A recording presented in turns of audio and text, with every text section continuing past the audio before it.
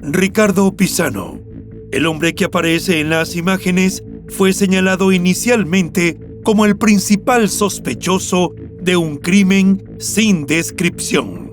Sin embargo, conforme avanzaba la investigación, se iba revelando un pasado mucho más turbio y complejo.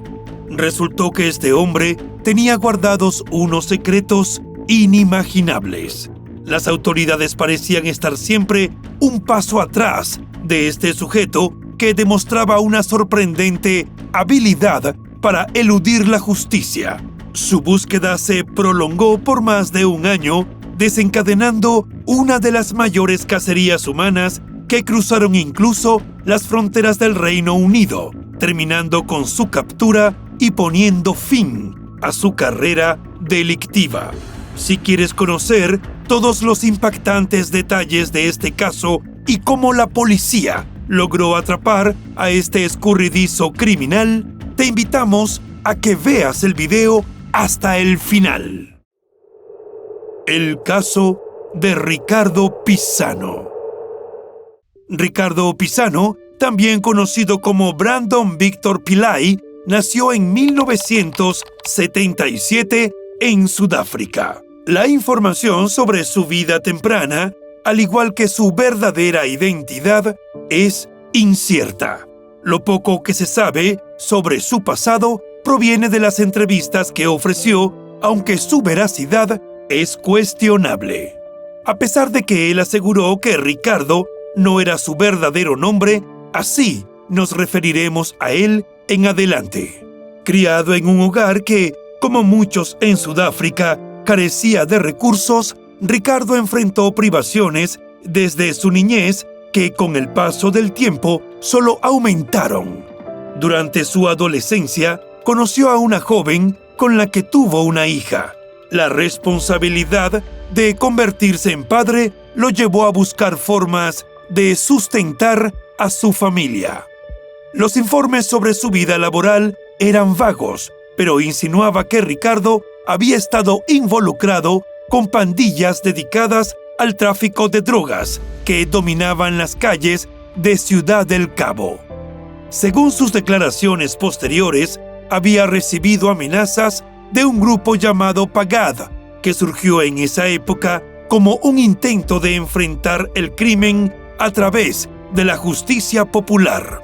Aunque muchos veían a esta organización como una aliada en la lucha contra la delincuencia, las autoridades la catalogaron como una amenaza, considerándola una entidad extremista que tomaba la justicia por mano propia. Ante la supuesta amenaza de este grupo, Ricardo, entonces de 23 años, huyó de Sudáfrica, dejando a su esposa e hija atrás.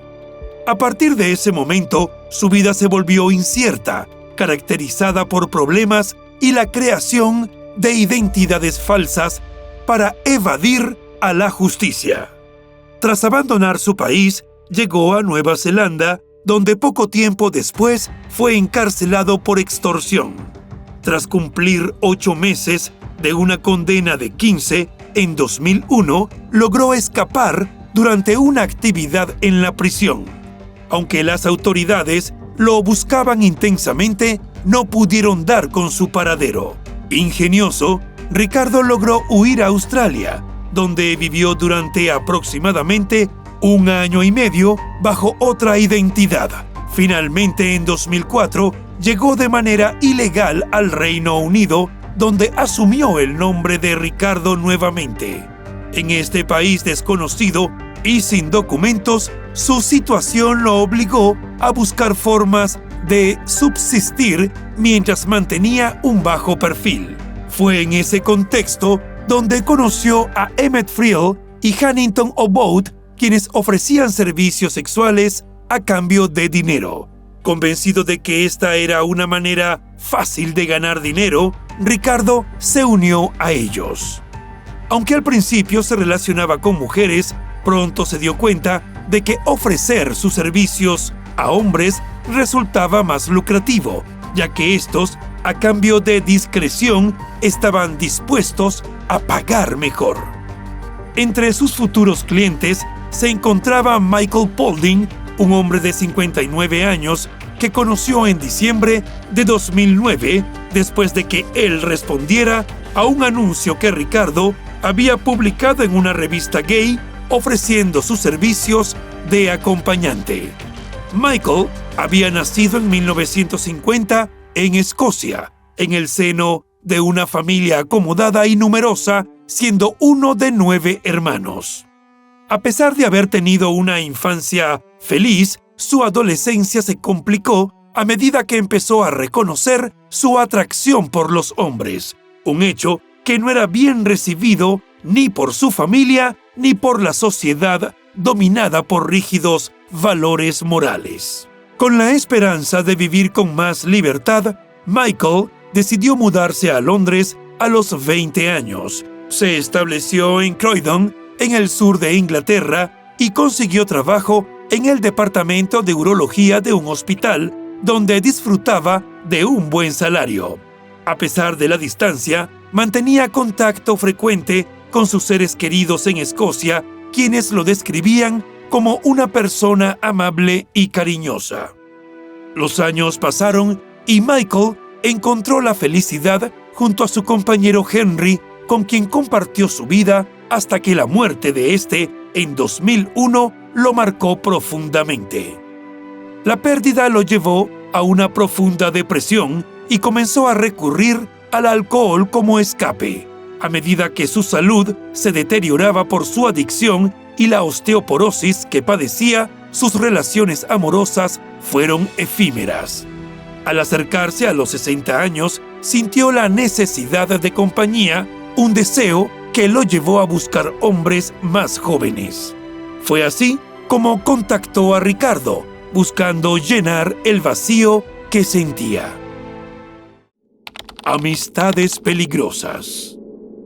Aunque al principio la relación entre Ricardo y Michael era meramente un intercambio de sexo por dinero, con el tiempo surgió una cierta conexión especial, al menos por parte de Michael. Ricardo se dio cuenta rápidamente de la necesidad de compañía y la generosidad de Michael y decidió aprovecharse de ello. Apenas unos meses después de conocerse, Ricardo logró instalarse en el departamento de Michael. Para justificar su presencia, le decía a quienes los conocían que era su cuidador, afirmando que éste tenía algunos problemas de salud, mientras que a otras personas les decía que era su ahijado.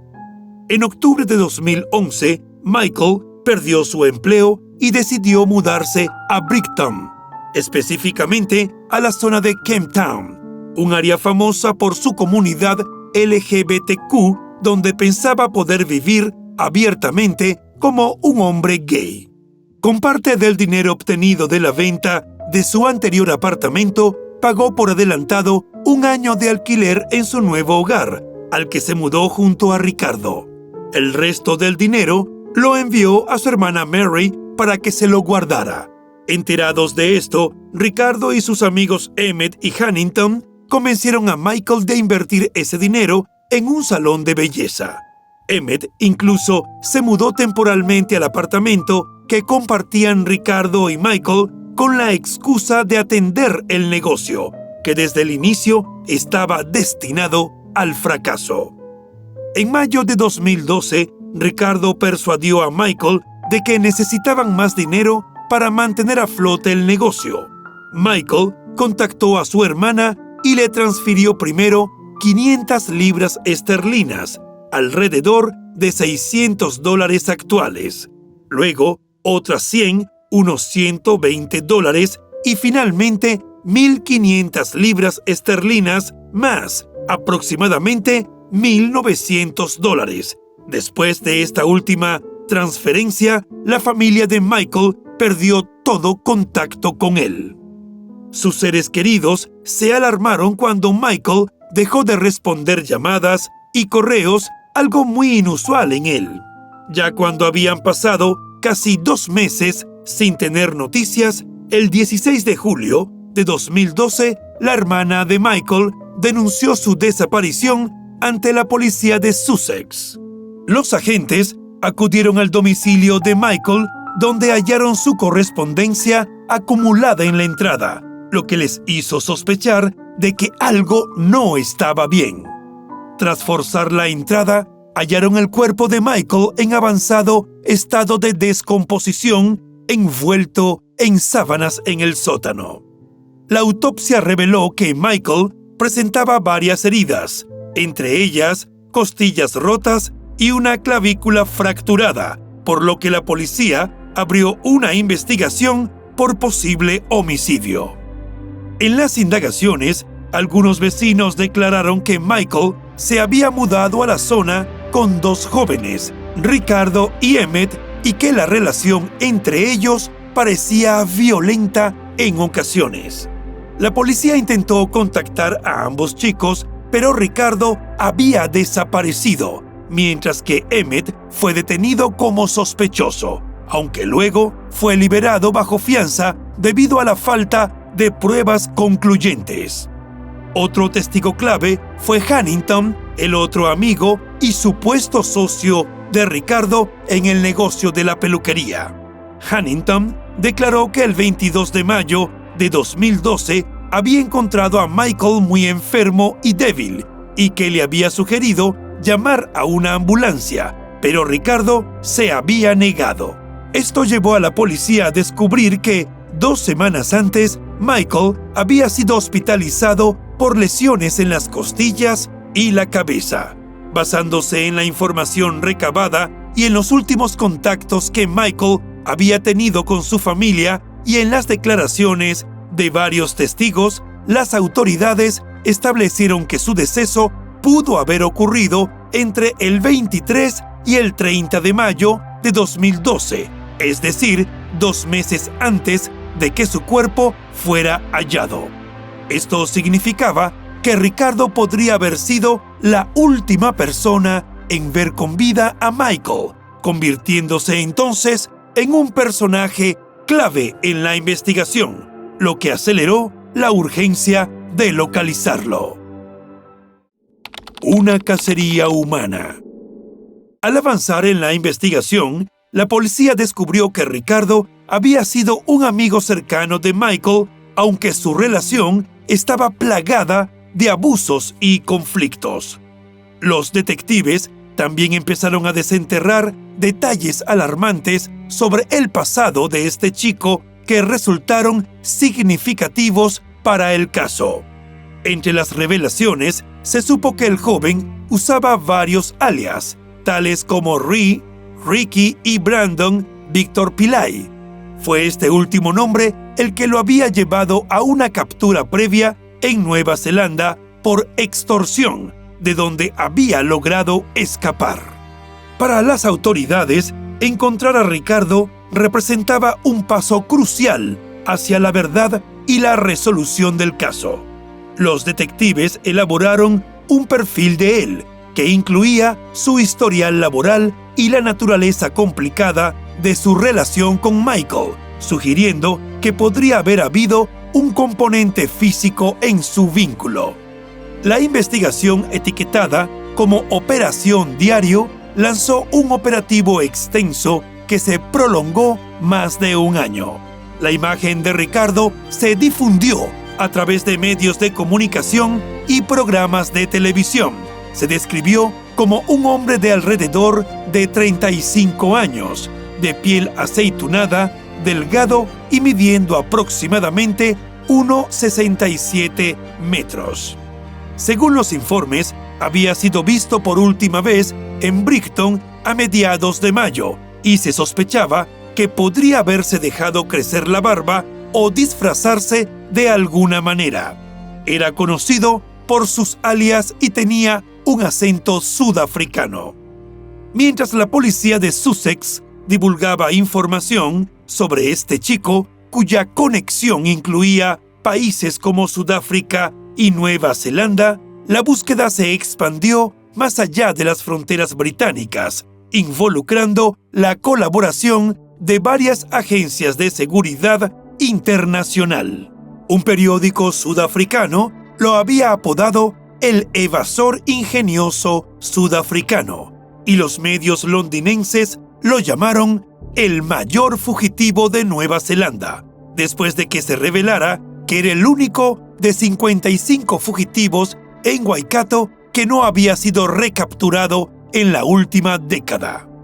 Para incentivar a la comunidad a colaborar, los detectives ofrecieron una recompensa de 5,000 libras esterlinas, poco más de $6,000, por información que pudiera llevar a su arresto.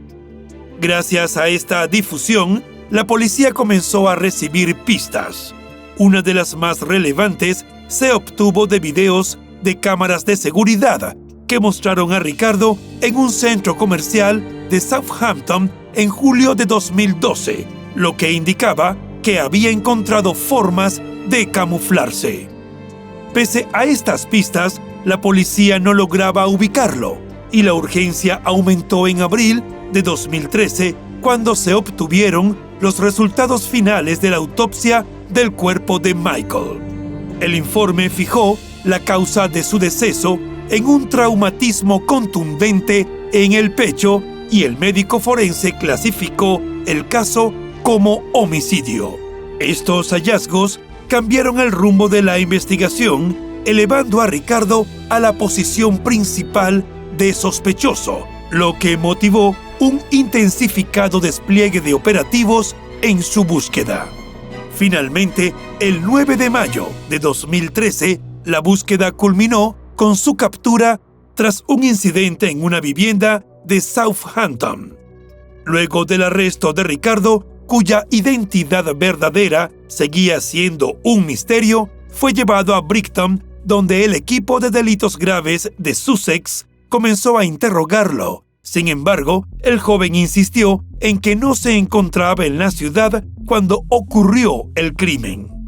En una emotiva declaración, la familia de Michael expresó su angustia, aunque experimentaron un alivio al saber que la persona presuntamente responsable de la muerte de Michael estaba tras las rejas. Admitieron que no podrían avanzar sin comprender por completo las razones que llevaron a Ricardo a acabar con la vida de Michael. La tarea de las autoridades se centraba ahora en desenmarañar el móvil detrás del crimen. Durante las investigaciones, los detectives confirmaron que la relación entre Ricardo y Michael superaba la amistad, convirtiéndose con el tiempo en una relación tóxica repleta de abusos. Desde un inicio, Ricardo había dependido económicamente de Michael, alegando no tener trabajo ni ingresos. Mientras se presentaba como un cuidador, había abusado de la confianza de Michael, llevándolo a la ruina. Ricardo, junto a otros 2 amigos, había explotado económicamente a Michael, haciéndolo invertir casi todos sus ahorros en un negocio que fracasó rápidamente. La falta de fondos en la cuenta bancaria de Michael se perfilaba como un posible detonante del crimen. Además, un testimonio de uno de los amigos de Ricardo aseguraba que había visto a Michael enfermo durante los días que se presumía ocurrió su deceso, y la negativa de Ricardo a permitir que recibiera atención médica era una señal clara de su intención de acabar con su vida. A través del análisis de registros telefónicos, la policía descubrió que Ricardo efectivamente se encontraba en Brighton en el momento del crimen, contrariando su declaración. También hallaron mensajes enviados por Ricardo poco después de que fuera encontrado el cuerpo de Michael, en los que aparentaba estar preocupado por su ausencia. Sin embargo, esto parecía ser un intento de crear una coartada y desviar las sospechas. Con todas estas evidencias acumuladas, Ricardo fue acusado de asesinato y de lesiones graves hacia Michael y fue llevado a juicio, el cual comenzó en septiembre de 2013 en el Tribunal de la Corona de Lewes. El fiscal comenzó su acusación describiendo a Ricardo como un hombre manipulador cuya vida estaba basada toda en una mentira, creando identidades falsas para evadir a la justicia.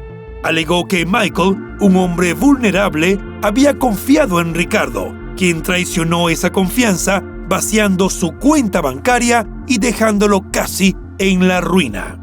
Según la fiscalía, cuando se acabó el dinero, que era lo único que le interesaba al acusado, decidió acabar con la vida de Michael y abandonar su cuerpo sin compasión, causando más sufrimiento a la familia. El jurado recibió la información de que, tras el descubrimiento del cuerpo, Ricardo intentó comunicarse con la víctima mediante mensajes de texto buscando cubrir sus huellas por miedo a las repercusiones legales de su situación migratoria irregular. Durante el juicio, Ricardo subió al estrado para contar su versión de los hechos. Primero, brindó detalles de los motivos que lo habían llevado a huir de Sudáfrica, asegurando que su vida corría peligro si regresaba o era deportado. Aunque señaló que Ricardo no era su verdadero nombre, tampoco reveló su identidad real. Ricardo compartió que Michael estaba al tanto de algunos aspectos oscuros de su vida, incluido su temor por su seguridad si regresaba a Sudáfrica, y que en un intento por ayudarlo se había ofrecido a casarse con él e incluso le daba dinero para enviar a su familia. Con relación al crimen, relató que el 29 de mayo de 2012 había salido a dar un paseo a la playa y cuando regresó a la casa había encontrado a Michael, a quien decía llamar cariñosamente Señor Mikes, colgado del cuello en la barandilla. Al describir la escena, mencionó que la situación fue devastadora y que su mundo se detuvo. Se mostró visiblemente afectado al recordar cómo intentó reanimar a Michael, pero no pudo detectar respiración ni pulso. Contó que había hecho todo lo posible, incluso rezó por él y lo cubrió con una toalla antes de envolverlo con un edredón. Sin embargo, expresó su temor a llamar a la ambulancia porque eso revelaría su situación ilegal en el Reino Unido y lo llevaría directo a la deportación. Finalmente, dijo que aunque sintió remordimientos al dejar el cuerpo abandonado, no tuvo otra opción. Sin embargo, los familiares de Michael dijeron desconocer que el hombre tuviera problemas de salud o ideas suicidas, y la fiscalía refutó la versión de Ricardo, señalando que los resultados forenses indicaban que su deceso se debió a un traumatismo contundente en el pecho y no a una pérdida de vida voluntaria. El jurado comenzó sus deliberaciones el 9 de diciembre de 2013, buscando determinar la culpabilidad de Ricardo en el crimen de Michael, marcado por una relación compleja y una serie de eventos oscuros que finalmente culminaron en la tragedia. Tras varias horas de deliberaciones, finalmente hallaron a Ricardo Pisano, de 37 años, inocente de asesinato, pero culpable de homicidio involuntario y de causar lesiones corporales graves, así como impedir el entierro legal y decente del cuerpo de Michael. Al escuchar el veredicto, Ricardo, visiblemente afectado, exclamó desde el banquillo de los acusados que era inocente de haber acabado con la vida de Michael y de causarle lesiones, aunque sí admitió haber impedido el entierro legal del cuerpo. Una semana después, el 16 de diciembre de 2013, fue condenado a 18 años y medio de prisión. En la sentencia, el juez expresó sus reservas sobre la naturaleza de la relación entre Ricardo y Michael, describiendo al hombre de 62 años como una víctima de la manipulación y la violencia de Ricardo, quien lo trató con desdén hasta quitarle la vida y abandonar su cuerpo hasta dejarlo en estado de descomposición. Por su parte, el fiscal del caso expresó no solo estar de acuerdo con la sentencia impuesta, sino también con las palabras del juez en las que expresó que las acciones de Ricardo eran totalmente imperdonables, pues luego de aprovecharse de Michael, no solo acabó con su vida, sino que lo dejó descomponer en su propia casa. I think it's dreadful what he did. As the judge has just said, he bled Michael dry of his money, and he's left him to rot in his own home, and that's unforgivable. En tal sentido, la hermana de Michael, Mary, compartió que el veredicto brindaba una forma de justicia, aunque le parecía insuficiente ante la monstruosidad del crimen cometido por Ricardo, a quien consideraba un ser despreciable y malvado. Horrendous. He's beneath contempt, totally. And he's just a monster, just an evil monster. Ella y su esposo Sam decidieron compartir públicamente su experiencia para alentar a otros a buscar ayuda en casos de abuso, con la esperanza de que su mensaje pudiera prevenir futuras tragedias. Su llamado a la acción se convirtió en una manera de ayudar a aquellos en circunstancias similares. Mary enfatizó que era crucial que las personas no sintieran vergüenza y que compartieran sus experiencias con sus familiares. Creía firmemente que el apoyo familiar era fundamental y que hablar sobre el maltrato era un primer paso hacia la recuperación. También expresó que si su mensaje lograba salvar a al menos una persona, sin importar su edad, sexo o sexualidad, valdría la pena. Su testimonio se convirtió en un esfuerzo por crear conciencia sobre la seriedad de las relaciones abusivas y la vital importancia de la comunicación y el apoyo en momentos de crisis. Este caso pone de manifiesto las complejas dinámicas que pueden surgir en relaciones marcadas por una gran diferencia de edad y poder, donde la vulnerabilidad de una de las partes es explotada por la otra. Si bien al principio la relación entre Michael y Ricardo parecía consentida, se evidencia cómo Ricardo logró manipular a Michael aprovechándose de su necesidad de compañía y de los recursos económicos que éste tenía. El crimen de Michael es un desenlace extremo, pero lamentablemente no inusual en este tipo de situaciones donde la codicia y el abuso de poder terminan cobrando vidas. La investigación dejó en claro los indicios de maltrato físico previo que había sufrido Michael, lo cual debería haber sido una señal de alarma que no fue atendida a tiempo.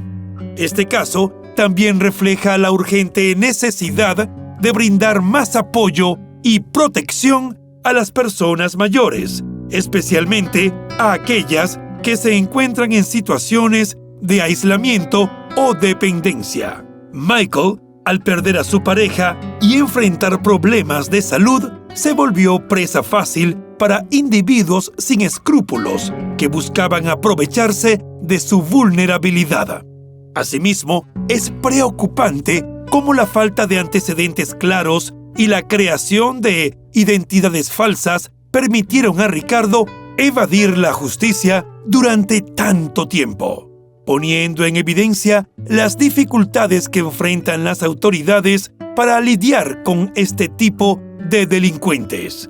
En resumen, este trágico caso nos recuerda la importancia de estar atentos a señales de abuso y explotación, especialmente hacia los más vulnerables de nuestra sociedad.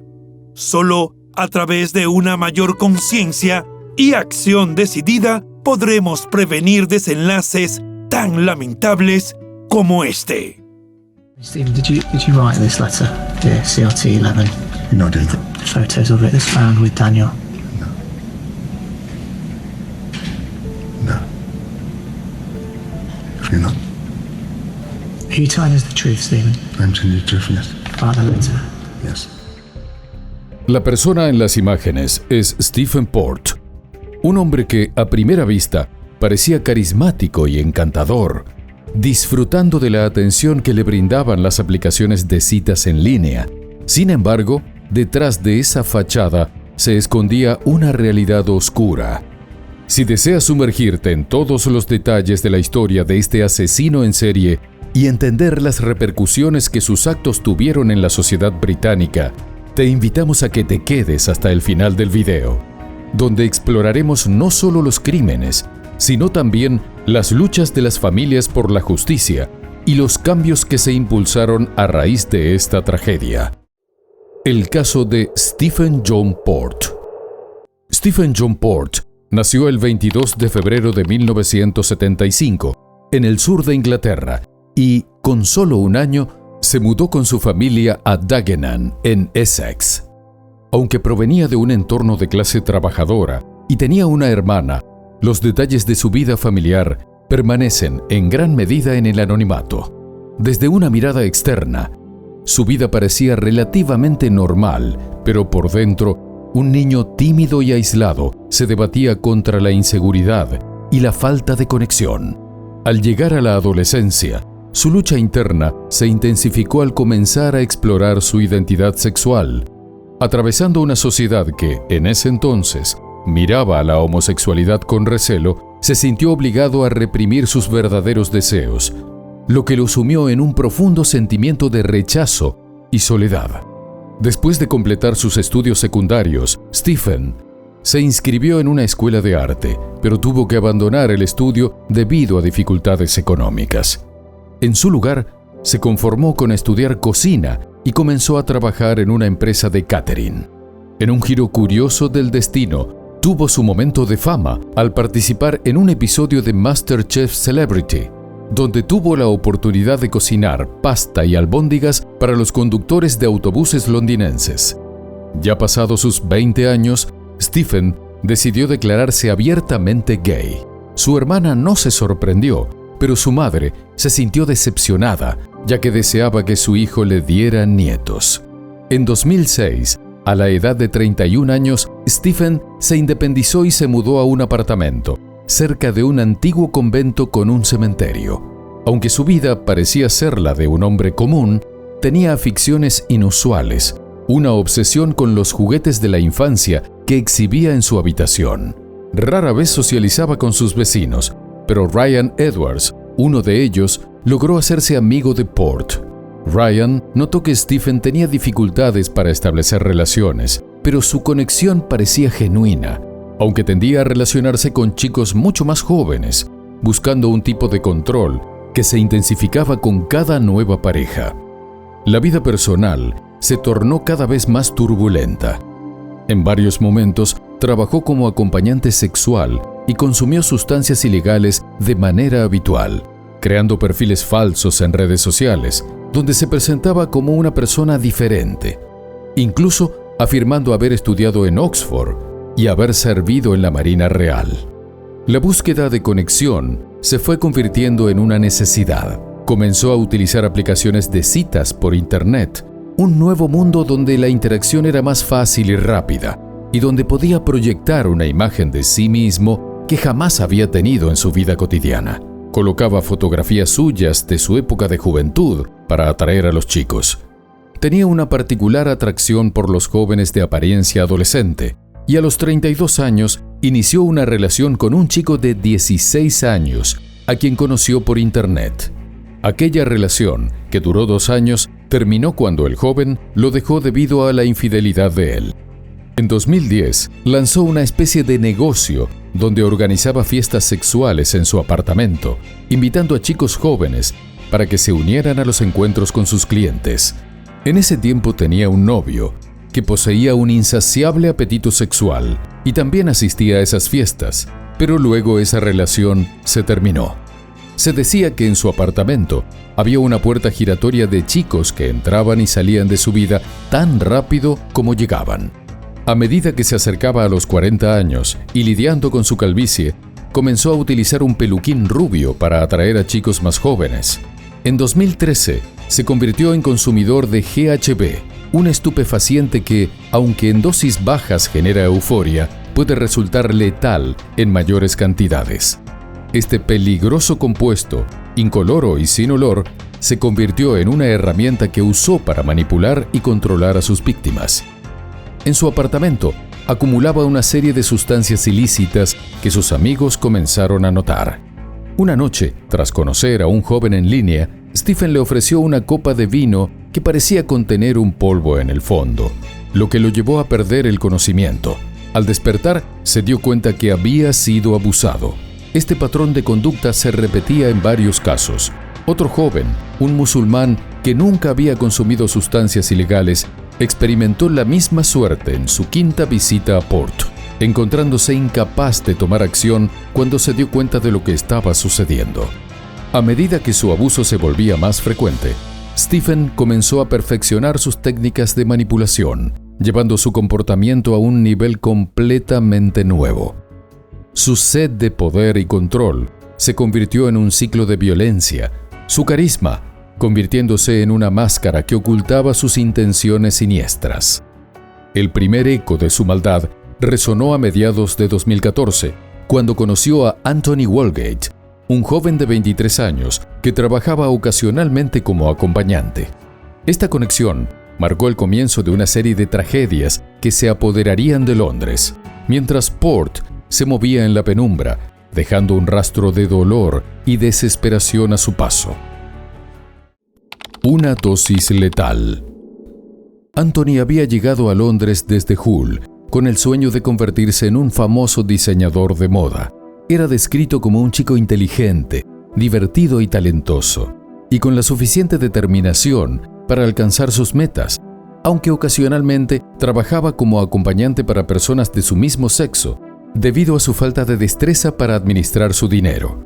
Siempre tomaba precauciones al usar sitios de citas, obtenía la dirección del cliente con anticipación, asegurando también compartir fotos y otra información con amigos para que supieran dónde estaba. El 17 de junio de 2014, Anthony acordó encontrarse con Stephen en la estación de Barking.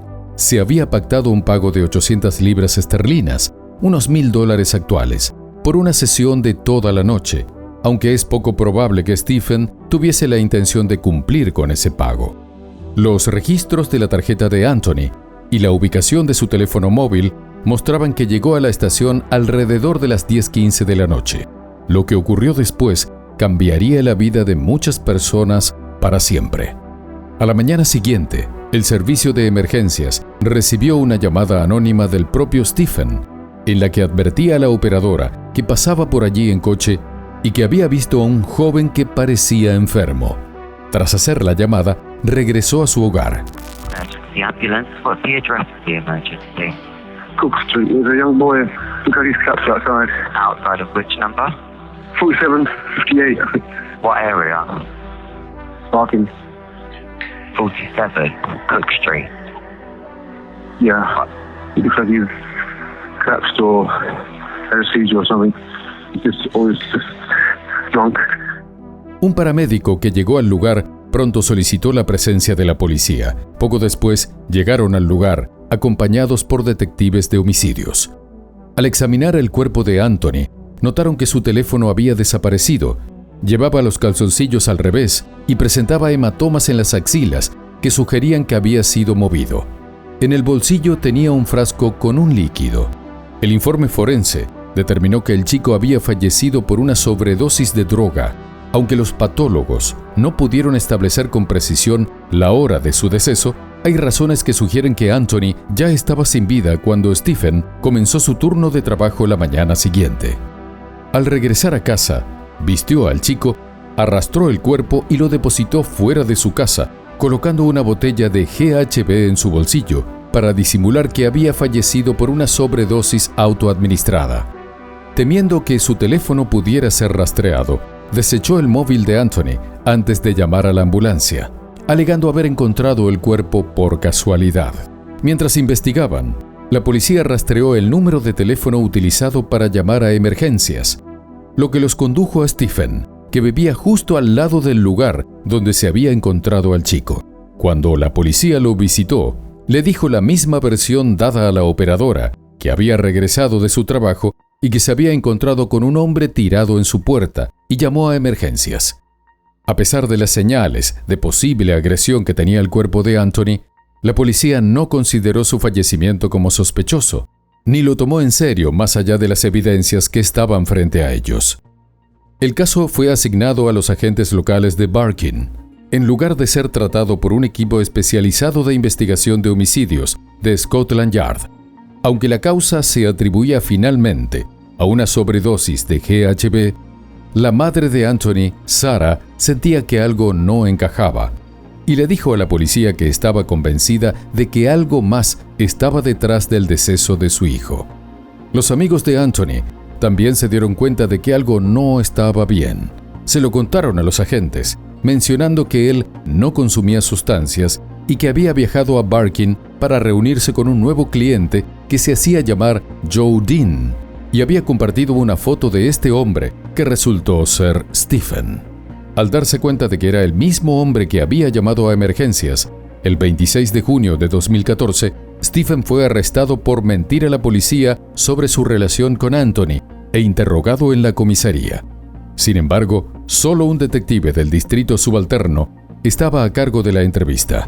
Durante este interrogatorio, el hombre ofreció un relato confuso, alegando que Anthony sí había estado en su apartamento, pero que falleció después de consumir sus propias drogas. Dijo que el chico se había quedado en su departamento, mientras él se fue a trabajar y cuando regresó lo halló sin vida en su cama, y ante el temor de que lo culparan, decidió sacar el cuerpo y llamar a emergencias. A través de los registros policiales, los agentes descubrieron que 2 semanas antes del fallecimiento de Anthony, la policía de transporte británica había sido alertada sobre un incidente en el que Stephen había agredido a un hombre enfermo en la misma estación. Sin embargo, él declaró que solo había ayudado a un amigo que no se encontraba bien. El inspector jefe responsable del SID de Barking y Dagenham solicitó el apoyo de un equipo de investigación de homicidios, advirtiendo sobre los antecedentes de Stephen. Aunque se enviaron algunos detectives especializados para interrogar al sujeto nuevamente, no siguieron un protocolo de entrevistas adecuado ni cuestionaron las inconsistencias en su declaración. Los agentes de Barking no volvieron a comunicarse con la División de Homicidios de Scotland Yard, a pesar de una orden de que debían hacerlo.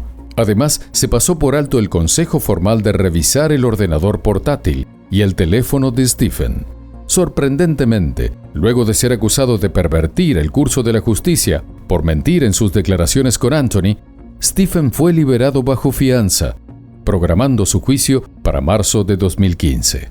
A pesar de que los familiares y amigos de Anthony continuaban insistiendo en que su deceso era sospechoso, la policía se mostró renuente a investigar más a fondo y asumió que se trataba de una sobredosis de drogas, especialmente dado a que el chico era un trabajador sexual. Desafortunadamente, Stephen logró evadir la justicia en esta primera ocasión, lo que le dio la oportunidad de atacar nuevamente, y no la desaprovechó. A solo 2 meses del crimen de Anthony, en agosto de 2014, Stephen regresó a las aplicaciones de citas, donde conoció a Gabriel Kovary, un joven de origen eslovaco de 18 años, aspirante a profesor de inglés. Este chico se mudó al apartamento de Stephen el 23 de agosto. Desde el principio, sus intenciones parecían ambiguas, ya que en principio empezó a presentar a Gabriel a sus amigos como su nuevo compañero de piso y envió mensajes insinuando que lo estaba cuidando bien. Sin embargo, sus comentarios contradecían lo que pensaba Gabriel, quien le comentó a un vecino de Stephen, Ryan, que dormía en el sofá para evitar compartir la cama con él. El último mensaje conocido de Gabriel fue enviado a las 5 de la mañana del 25 de agosto. Después de ese momento, estuvo ausente durante 2 días. A la luz de los hechos posteriores, se puede concluir que poco después de ese mensaje, Stephen administró drogas a Gabriel con la intención de abusar sexualmente de él, lo que resultó en una sobredosis mortal. El 26 de agosto, Stephen cambió su número de teléfono y le dijo a un amigo que Gabriel se había marchado de forma inesperada. Luego comenzó a construir una narrativa sobre la partida del joven, afirmando que había regresado a España, donde había vivido en el pasado con una expareja. Esta versión fue una continuación de sus intentos por desviar la atención de lo ocurrido. El cuerpo del chico fue encontrado el 28 de agosto por una mujer mientras paseaba a su perro en el cementerio de Santa Margarita. La policía notó que le faltaba su celular y en el bolsillo de su pantalón tenía un frasco de GHB. Al igual que Anthony, la causa de su deceso fue determinada por una sobredosis de estupefacientes con niveles que superaban lo potencialmente fatal. La escena no fue declarada sospechosa, no se le incautó la ropa y por tanto no se analizó ni se tomaron muestras. La falta de acción por parte de las autoridades le dio ventaja a Stephen para continuar con su racha criminal. Esta vez le tocó el turno a Daniel Whitworth, un chef de 23 años con grandes aspiraciones, quien se puso en contacto con Stephen a través de un sitio web de citas para homosexuales. Después de varias conversaciones, acordaron reunirse en el departamento de Stephen el 18 de septiembre de 2014. Antes de su encuentro, Daniel envió un mensaje a su pareja indicando que regresaría tarde, lo que evidenciaba que solo planeaba una breve visita. Lo que sucedió esa noche únicamente lo sabe Stephen. Sin embargo, a las 10:30 de la mañana del 19 de septiembre, eliminó su cuenta del sitio web de citas, lo que sugiere que Daniel ya estaba sin vida y que Stephen intentaba borrar cualquier rastro de su contacto. Esa misma noche, llevó el cuerpo del joven a los terrenos del mismo cementerio donde arrojó a Gabriel, colocándolo en una posición similar. Nuevamente, colocó una botella de GHB en el bolsillo de su víctima y robó su celular móvil para ocultar las pruebas de su interacción. Pero esta vez fue más lejos al crear una nota en la que atribuía a Daniel la culpa por el fallecimiento de Gabriel. En el escrito decía que Daniel había decidido acabar con su vida tomando la sustancia de manera deliberada debido al remordimiento que sentía. Adicionalmente, la nota incluía una insinuación sutil sobre Stephen, pidiendo a la policía que no culpara al tipo con el que estuvo anoche, en el caso de que la investigación conectara a la víctima con él. Curiosamente, la paseadora de perros que descubrió el cuerpo de Gabriel también fue la misma que halló a Daniel. Los oficiales encontraron el frasco de drogas entre la ropa de la víctima, además de una nota que aludía a un aparente crimen, seguido de una pérdida de vida voluntaria. Ante esto, se solicitó la intervención de un equipo especializado en homicidios. Sin embargo, aunque se consultó a los detectives de este organismo, nunca investigaron el deceso, dejando la investigación nuevamente en manos de los agentes locales, cuya gestión fue un total desastre. No se practicaron las pruebas forenses necesarias en los objetos encontrados con Daniel, entre ellos una sábana en la que fue hallado envuelto su cuerpo y que posteriormente se descubrió que contenía ADN de Stephen. Los agentes asumieron que el tipo al que se refería la nota con el que Daniel había pasado la noche era un hombre sin hogar que dormitaba en el cementerio. Los detectives enviaron por correo un pequeño fragmento del escrito al padre de Daniel, Adam Whitworth, para ver si reconocía su letra. Aunque los oficiales afirmaron que el hombre confirmó que era la caligrafía de su hijo, esto fue después desmentido posteriormente por él. Para Mandy Whitworth, madrastra de Daniel, el hecho de que la policía sugiriera que su hijo era un criminal resultó sumamente angustiante. Semanas después del crimen, uno de los detectives mostró a su padre la nota completa, pero al revisarla, Adam no halló nada que pudiera identificar a su hijo, ya que carecía de nombres o expresiones que él utilizara. Además, su familia estaba segura de que era incapaz de atentar contra su vida y menos hacerle daño a alguien más. A pesar de eso, los agentes no enviaron la nota a un perito especializado en escritura a mano para poder determinar su identidad. También se negaron a enseñar el escrito a la pareja de Daniel, Ricky Wonsley, quien vivía con él y compartía una cuenta bancaria. Ricky aseguró a los oficiales que él y Daniel habían estado juntos en su hogar en Kent, lejos de Barking, en el momento en que ocurrió el crimen de Gabriel. Esta información le proporcionaba a Daniel una coartada y demostraba que no pudo haber acabado con la vida de Gabriel. Entonces, se ordenó a un detective que obtuviera los datos del teléfono móvil, lo que le habría revelado su ubicación precisa en la fecha crucial. Sin embargo, este requerimiento no fue cumplido. A pesar de todas estas pruebas y las advertencias evidentes que sugerían una posible conexión entre los decesos de los dos jóvenes y la del primer chico, Anthony, la policía cerró la investigación. Sin embargo, John Page, amigo de Gabriel, quien se enteró del fallecimiento de su amigo tras leer un artículo anónimo en un periódico local, decidió ponerse a investigar por su cuenta, logrando ubicar en España al novio de la víctima, Thierry Amodio. En medio de su investigación, John descubrió que Amodio había sido contactado por Stephen haciéndose pasar por otro hombre. Entonces, Amodio se unió a la investigación de John. Realizando sus propias indagaciones, terminó en contacto con un usuario de redes sociales conocido como John Luck, quien parecía poseer información crucial sobre los últimos días de Gabriel y Daniel, aludiendo a fiestas donde se llevaban a cabo actividades de explotación y consumo de drogas. Este individuo claramente representaba un testigo clave.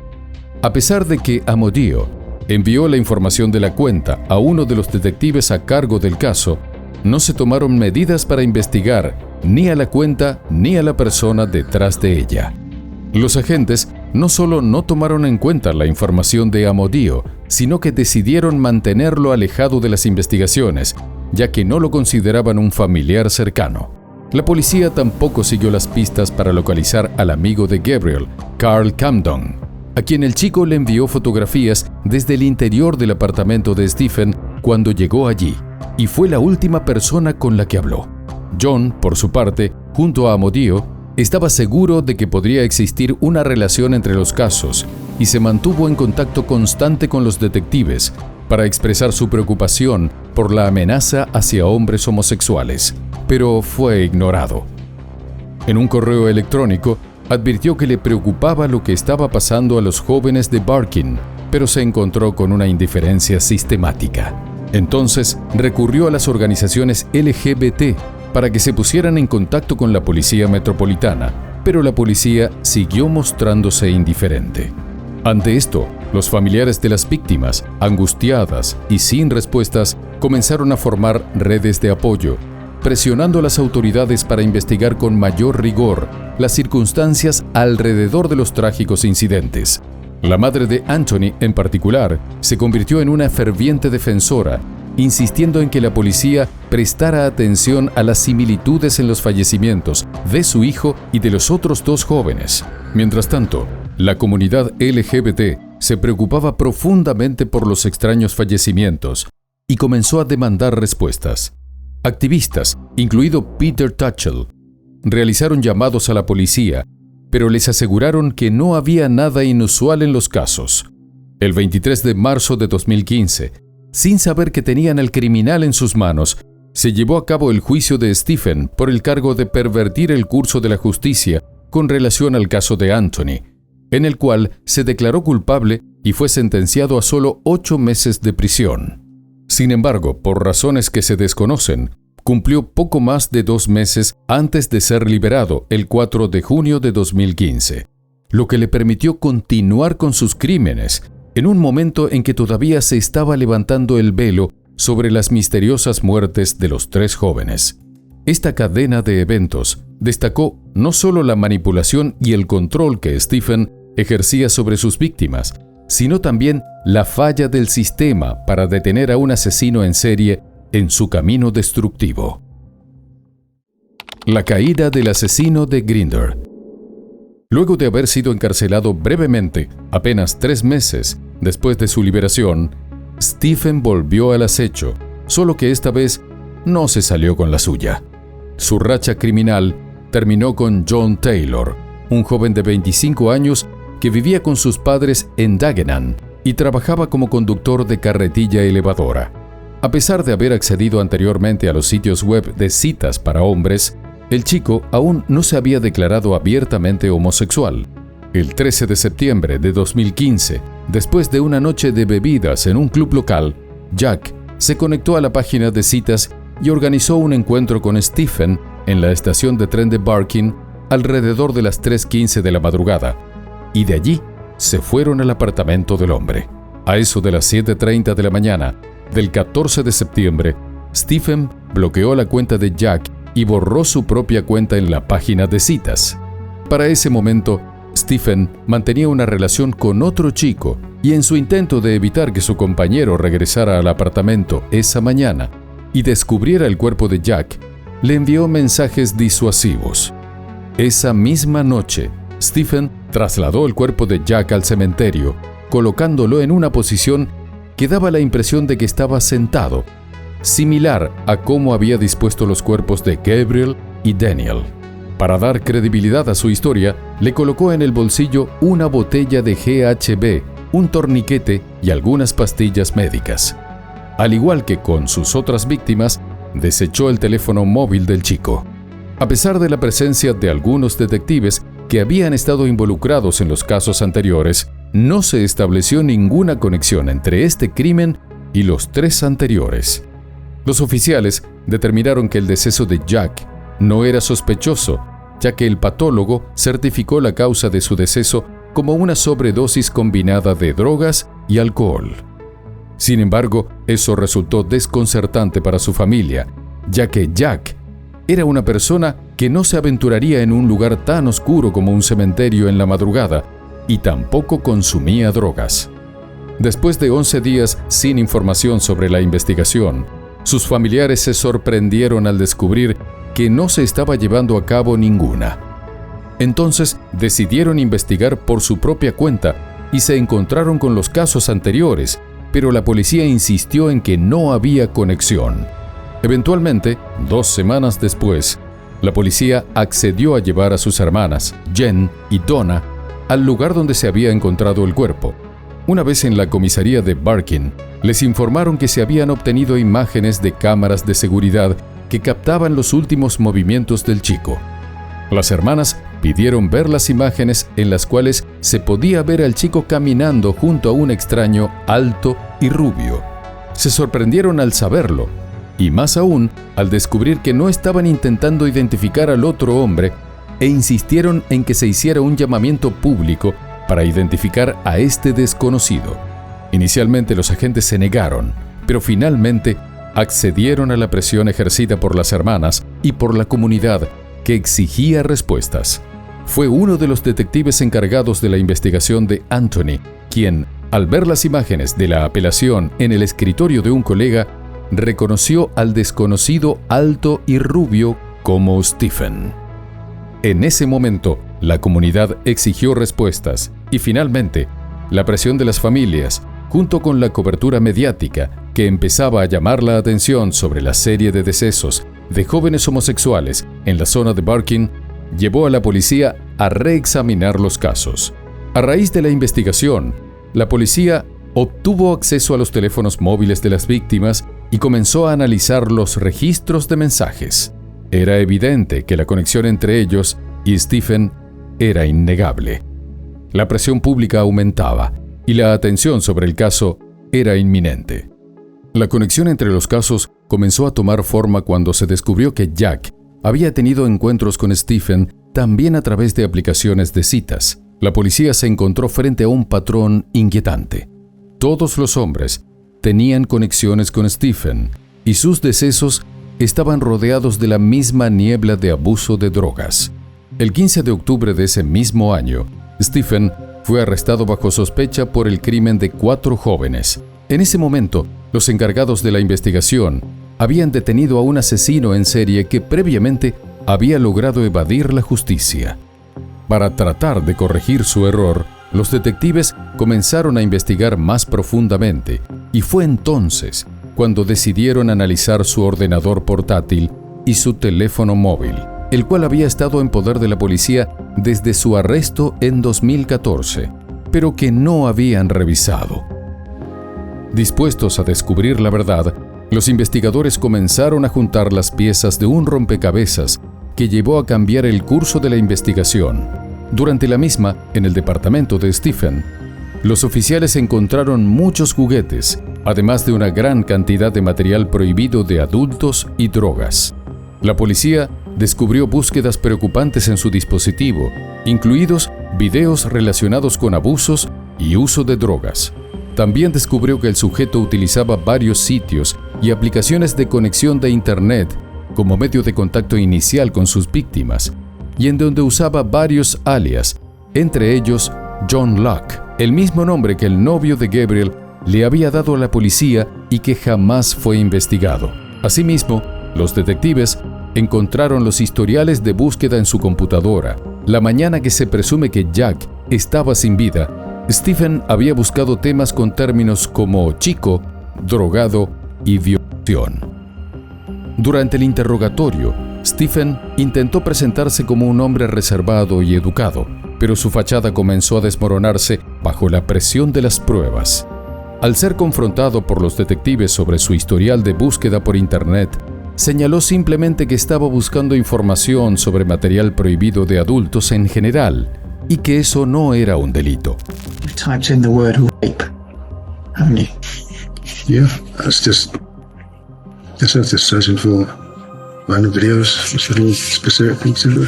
Nothing specific. Is that right? Yeah. Durante la entrevista, aunque había mantenido su versión de que no conocía a los jóvenes, tras la presión policial, admitió que había estado con Gabriel en una fiesta sexual, pero alegó que no sabía nada sobre el crimen. Además, negaba haber suministrado drogas a nadie y se mostraba sorprendido al ser acusado de haber acabado con la vida de 4 jóvenes. Aunque en un comienzo negó haber escrito la nota inculpando a Daniel del deceso de Gabriel, cuando la policía le presentó pruebas que demostraban que había sido escrita por él, eventualmente cambió su versión, alegando que había escrito la nota bajo instrucciones de Daniel. La policía, sin embargo, no se dejó engañar, por lo que el 18 de octubre de 2015 fue acusado de los crímenes de los 4 chicos. Los familiares de las víctimas recibieron la noticia de su arresto a través de una llamada telefónica de un oficial de enlace que había conversado con ellos previamente. La reacción fue de incredulidad y confusión, un torrente de emociones que abrumó a las familias.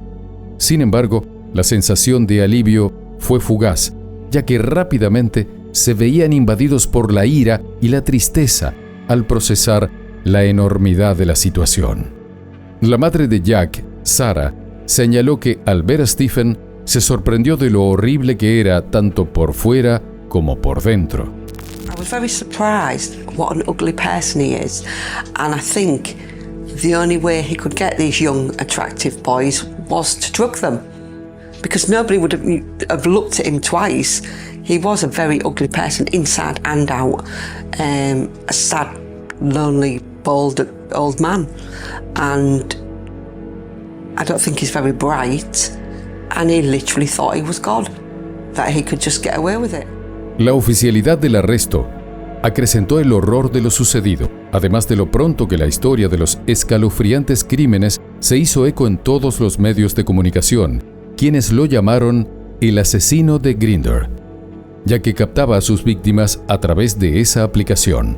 Ryan, el vecino de Stephen, tuvo su propio momento de horror al encontrarse con la noticia en línea.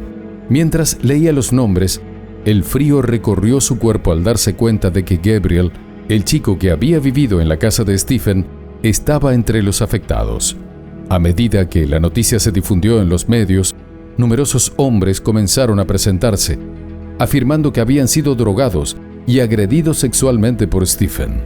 Este grupo, según se supo, había sido víctima de una manipulación intencionada, reflexionando sobre cómo Stephen había utilizado el GHB, aprovechándose de la percepción que los demás tenían del estilo de vida de los jóvenes homosexuales. Su errático comportamiento lo convirtió en un depredador astuto, capaz de burlar cualquier sospecha.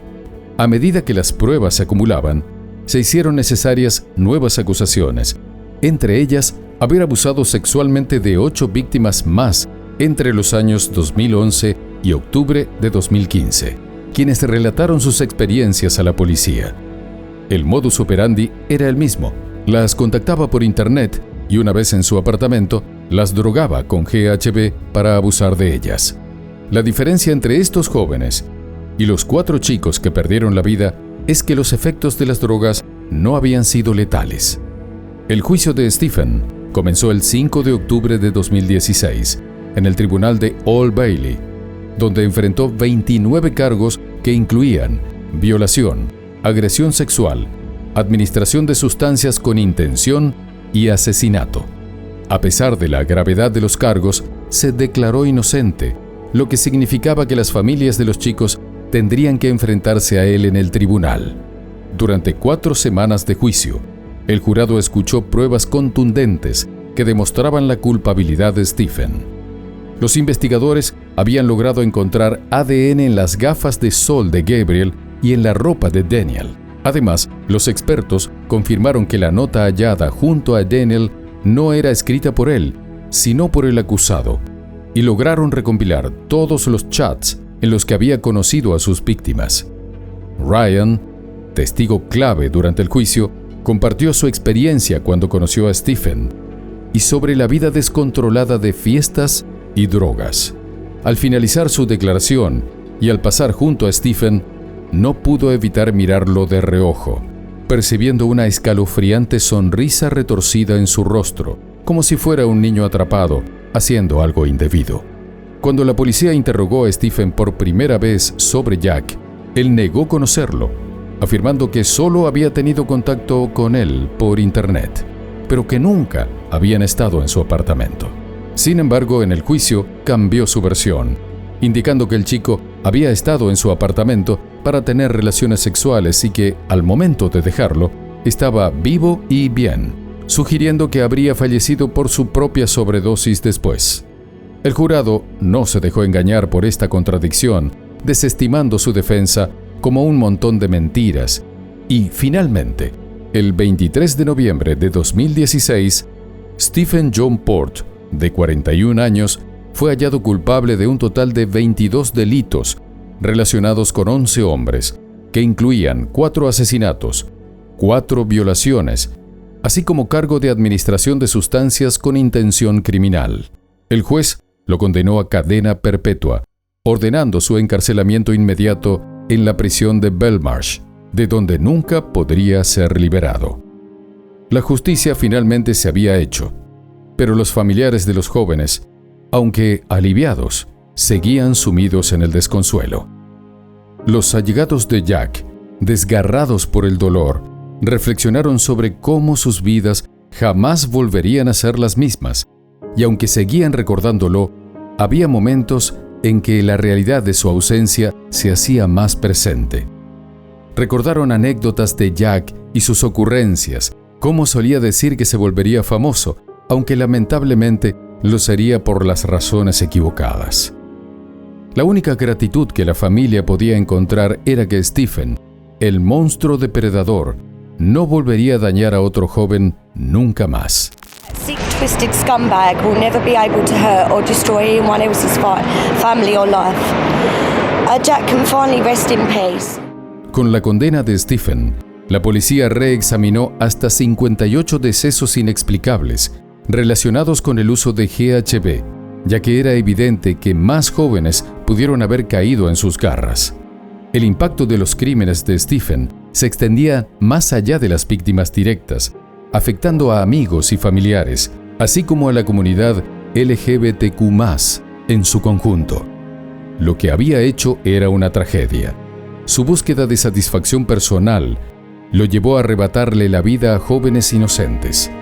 Aunque finalmente había sido condenado y sus horribles crímenes fueron expuestos, su caso subrayó aún más la necesidad de una revisión exhaustiva de cómo se manejaron las denuncias en su contra en un principio y cómo pudo operar durante tanto tiempo sin ser detenido.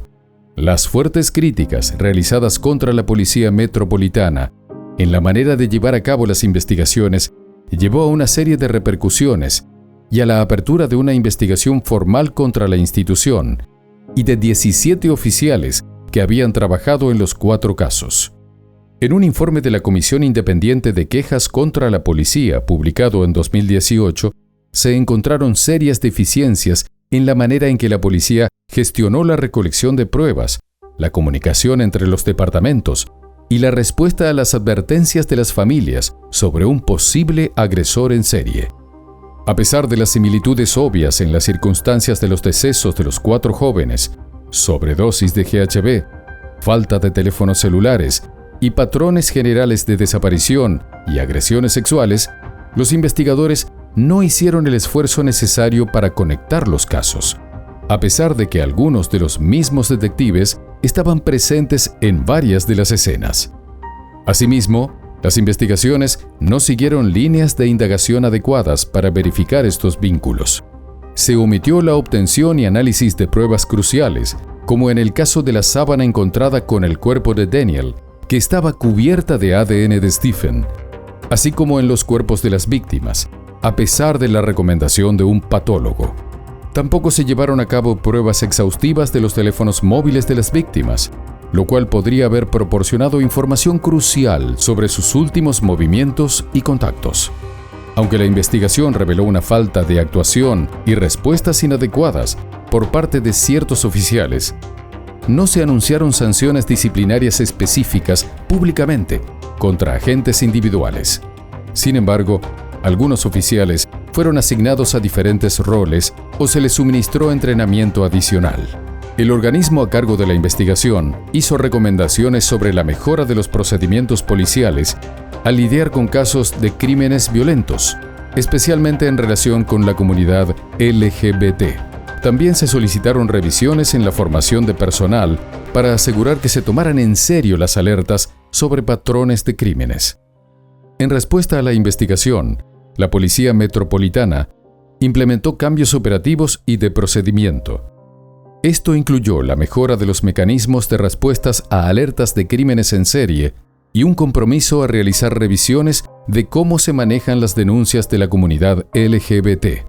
La investigación fue un catalizador importante para que la Policía Metropolitana reconsiderara sus enfoques, lo que resultó en esfuerzos para mejorar la confianza pública y garantizar una respuesta más efectiva a futuros casos similares. En agosto de 2018 se reveló que Stephen había presentado una apelación contra sus condenas, la cual fue rechazada en noviembre de ese mismo año. Un año después, en 2019, Gerard Matovu, quien fue señalado por ser la persona que suministró a Stephen el GHB utilizado en los crímenes, fue arrestado y luego condenado a cadena perpetua con una pena mínima de 31 años por haber acabado con la vida del actor y empresario Eric Michels, a quien había atacado utilizando métodos similares a los de Stephen, con una dosis letal de la droga. En el oscuro trasfondo de los crímenes que sacudieron a Barkin, la lucha por la justicia de las familias de las víctimas no solo resonó en los tribunales, sino también encontró su camino hacia las pantallas de televisión, donde se documentó la trágica historia de los crímenes de Stephen. La BBC lanzó el impactante documental Cómo la policía pasó por alto al asesino de Grindr, el cual mostró las fallas garrafales en la investigación que había permitido que un criminal en serie se moviera libremente mientras la vida de 4 jóvenes fueron truncadas de forma brutal. El programa Crímenes que sacudieron a Gran Bretaña también se dedicó a documentar estos casos, asegurándose de que el clamor por respuestas no se silenciara. En 2022, la serie documental Sobrevivir a un asesino serial continuó con el legado de contar la historia de Port y sus víctimas, profundizando en el horror de la situación y la resiliencia de aquellos que habían perdido a sus seres queridos.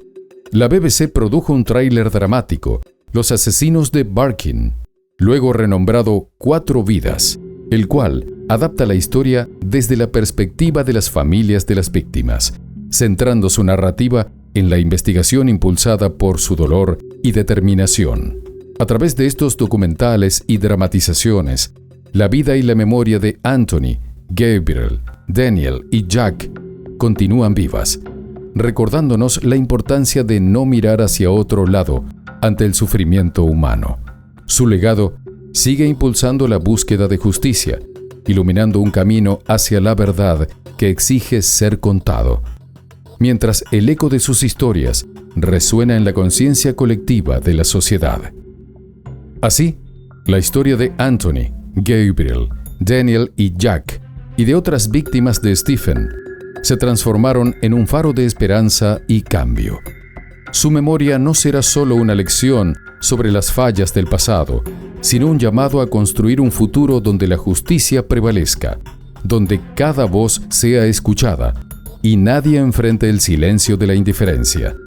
En su honor, la lucha continúa y con ella, el anhelo de un mundo más compasivo y justo. ¿Y cuál es la maldita preguntadera de Amy? Que si yo estoy aquí, que si ella está allá, que el diablo, que cuando yo me voy. Porque una gente que pregunte tanto que cuando yo me voy, que si yo estoy aquí, que ella viene para Cotuí, porque hay plan de ver. En los días previos a su trágico final, Yenely Andreina Duarte Hilario, una joven de apenas 18 años, grabó este audio que resonaría con un inquietante eco en la comunidad de Cotuí, en la República Dominicana. Pocos días después, su cuerpo fue encontrado en una finca marcado por más de 15 heridas punzocortantes y rociado con gasolina. Un acto de brutalidad que estremeció a sus seres queridos y dejó a su pueblo sumido en la conmoción. Este hallazgo desató rumores sobre una amistad que en apariencia había tomado un giro oscuro y aterrador.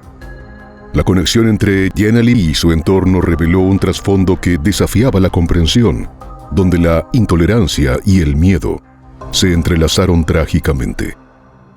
Si deseas profundizar en los detalles de este caso, que refleja las luchas de dos jóvenes en una sociedad que a menudo rechaza la diversidad de género, te invitamos a que nos acompañes hasta el final de este video.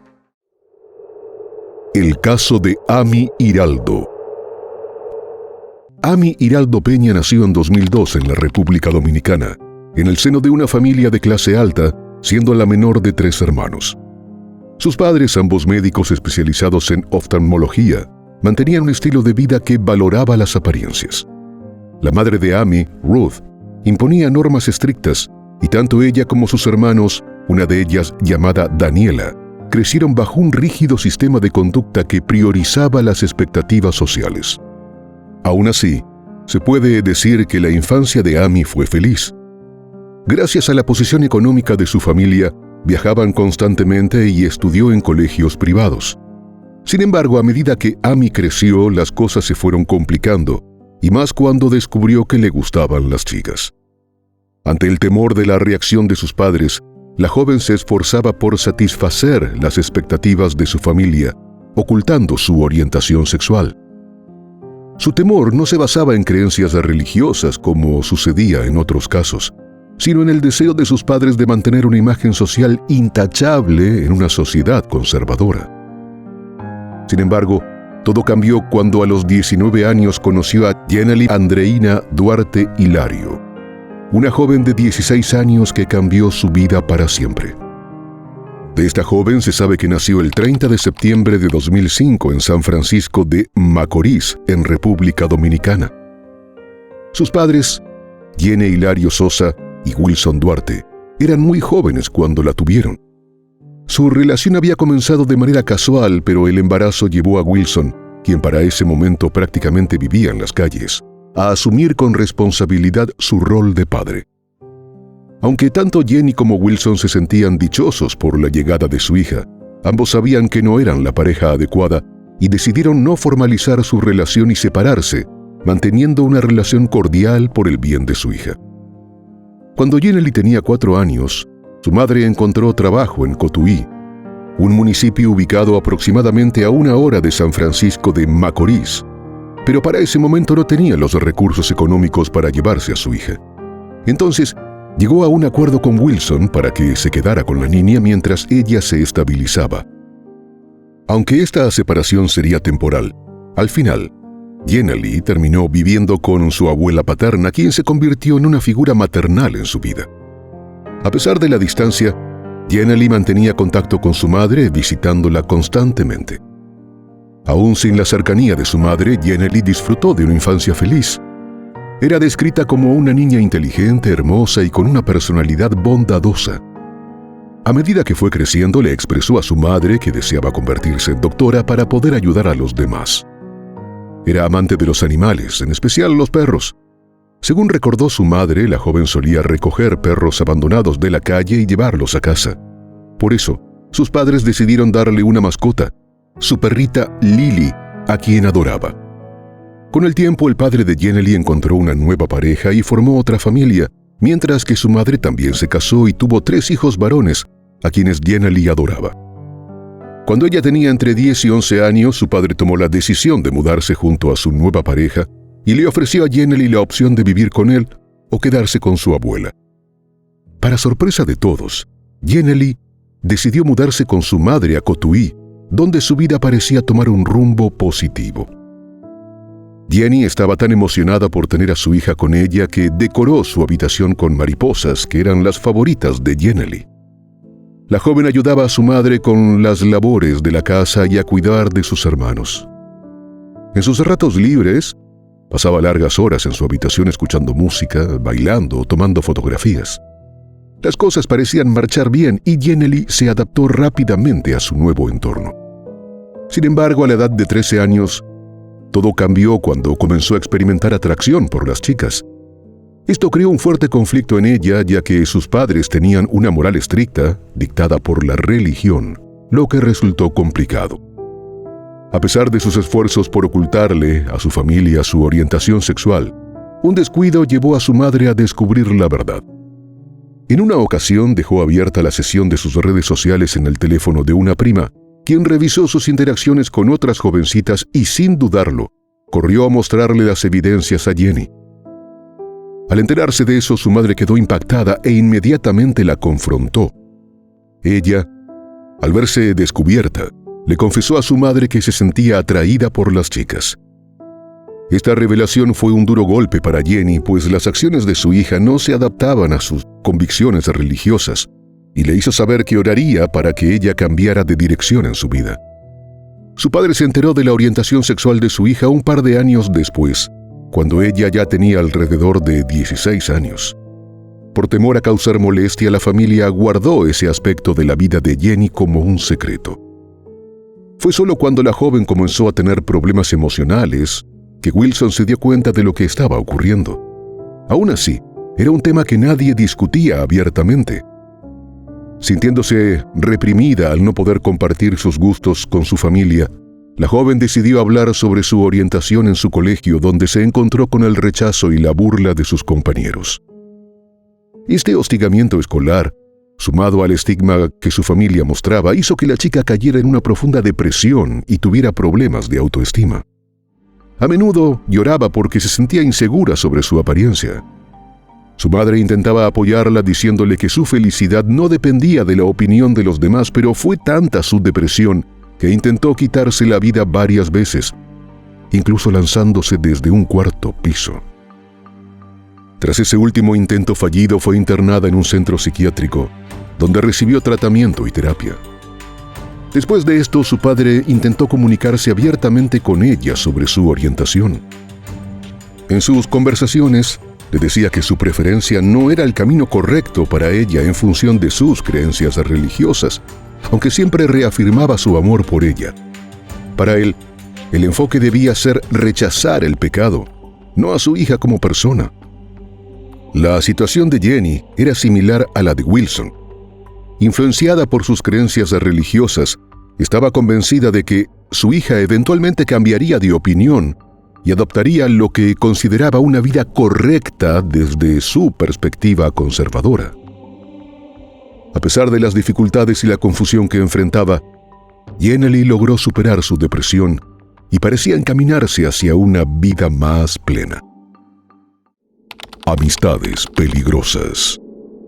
Fue para esa época cuando los caminos de Jenny y de Amy se cruzaron.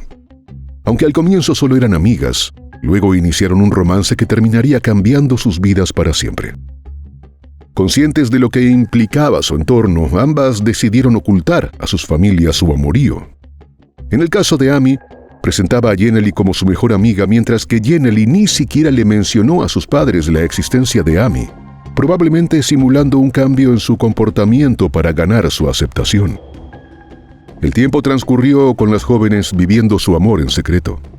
Sin embargo, la presión que sentía Jenny por ajustarse a las expectativas familiares era abrumadora.